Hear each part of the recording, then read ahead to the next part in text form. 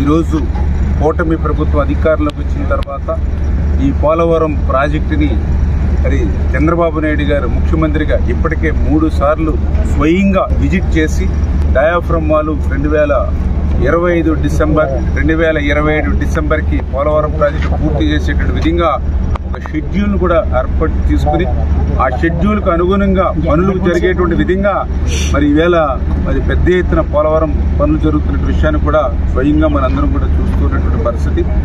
మరి గత 5 సంవత్సరాల వైఎస్ఆర్సీపీ పాలనలో పోలవరం అంటే ఒక నిషేధిత ప్రాంతంగా మార్చేశారు గత పాలనలో. మళ్ళీ ఇంత పగలు రాత్రి అనేటువంటి తేడా లేకుండా డే అండ్ నైట్ షెడ్యూల్స్ ప్రకారం ఇట్లా వర్కులు జరుగుతున్న పరిస్థితి ఈరోజు మళ్ళీ మీరు చూస్తూ ఉన్నారు.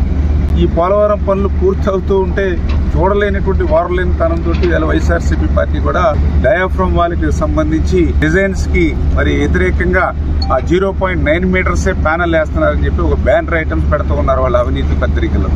ఇప్పుడే మీ మీడియా మిత్రులే మీరు చూసారు, ఏదైతే ఆ వేసేటువంటి ప్యానల్ ఏదైతే డయాఫ్రమ్ ప్యానల్ ఏదైతే ఉందో మీకు ఆ బావర్ కంపెనీ వాళ్ళే చూపించారు 1.5 మీటర్స్ అని.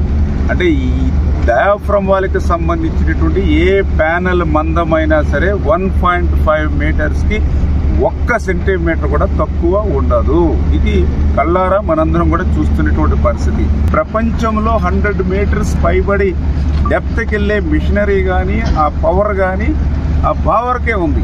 బావర్ కంపెనీ లాంటి ఇంటర్నేషనల్ కంపెనీని తీసుకొచ్చి ఎక్స్పర్ట్ ఉన్నటువంటి కంపెనీని తీసుకొచ్చి ఈవేళ మెగా పని చేస్తూ ఉంటే వాళ్ళ మీద కూడా బురద చెల్లేటువంటి విధంగా, అంటే చిత్తశుద్ధితో పనిచేసేటువంటి వాళ్ళ మానసిక స్థైర్యం కూడా దెబ్బతీయాలి అనేటువంటి దురాలోచన. అంటే ఒక్కటే జగన్మోహన్ రెడ్డి గారు కానీ వాళ్ళ వైసీపీ నాయకులకు కానీ వాళ్ళ హయాంలో చాలా క్లియర్గా చెప్పారు, పోలవరం ప్రాజెక్టు ఎవ్వరికీ అర్థం కాదు, ఎందుకంటే నాకే అర్థం కాలేదు కాబట్టి పోలవరం ఎప్పుడు పూర్తవుతుందో చెప్పలేమని ఆ రోజు స్వయంగా ఆ రోజు మరి ఇరిగేషన్ శాఖ మంత్రి చెప్పినటువంటి పరిస్థితి. ఆ రోజు స్వయంగా ఆ రోజు ముఖ్యమంత్రి మా అసెంబ్లీ సాక్షిగా చెప్పాడు. 2020 జూన్ అన్నాడు, 2020 డిసెంబర్ అన్నాడు, 2021 జూన్ అన్నాడు. ఆఖరికి పోలవరం ప్రాజెక్టు సాధ్యం కాదని అసెంబ్లీలో చెప్పాడు నాటి ముఖ్యమంత్రి. అంటే ఈరోజు అటువంటి సాధ్యం కాదు, ఇంకా భవిష్యత్తులో పోలవరం ప్రశ్నార్థకం అన్నటువంటి ప్రాజెక్టుని ఈవేళ చంద్రబాబు నాయుడు గారు ఈవేళ నరేంద్ర మోడీ గారి సహకారంతో ఇంత పెద్ద ఎత్తున పనులు చేస్తూ 2027 లక్ష్యానికి ఏదైతే పూర్తి చేయాలనేటువంటి సంకల్పంతో పనిచేస్తున్నారో అది నెరవేరుతుంది అనేటువంటి మరి భావనతోటి ఈరోజు ఈ వైఎస్ఆర్సీపీ ఇటువంటి అబద్ధాలు అసత్యాలు ఈవేళ పోలవరంలో చూపించినటువంటి పరిస్థితి.